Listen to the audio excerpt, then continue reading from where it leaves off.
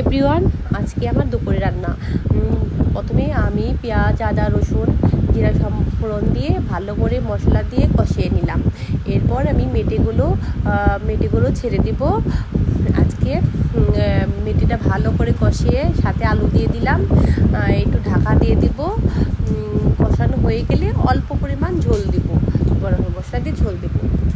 আমার মেটে হয়ে গেছে। এখন আমি ঢেঁড়সটি ভেজে নেব, একটু কালো জিরা, পেঁয়াজ সম্বর দিয়ে ঢেঁড়সগুলো ভালো করে ভেজে নেব। এই হলো আমার ঢেঁড়স ভাজি। এরপর আমি মুসুরি ডাল ভুনা করব। একটু আদা, রসুন, পেঁয়াজ কুচি দিয়ে ভালো করে ভেজে লবণ দিয়ে তারপর মুসুরি ডালটা ভালো করে ভেজে নেব। ভেজে একটু গরম জল দিয়ে ঢাকা দিয়ে দেব, অল্প পরিমাণ হলুদ। এখন আমি ঢাকা দিয়ে দেবো। আমার ডালটা হালকা সিদ্ধ হয়ে আসছে, আর একটু ঢাকা থাকবে। এরপর আমার ডাল হয়ে গেছে। এখন মিষ্টি কুমড়াটা ভেজে নেব। একটু কালো জিরে আর তেজপাতা ফোড়ন দিয়ে মিষ্টি কুমড়া একটু লবণ হলুদ দিয়ে ভেজে নেব। হালকা একটু জিরে গুঁড়ো দিয়ে দিলাম, কাঁচামরিচ দিয়ে দিলাম। মাঝখানে আমার ভাতটাও হয়ে গেছে।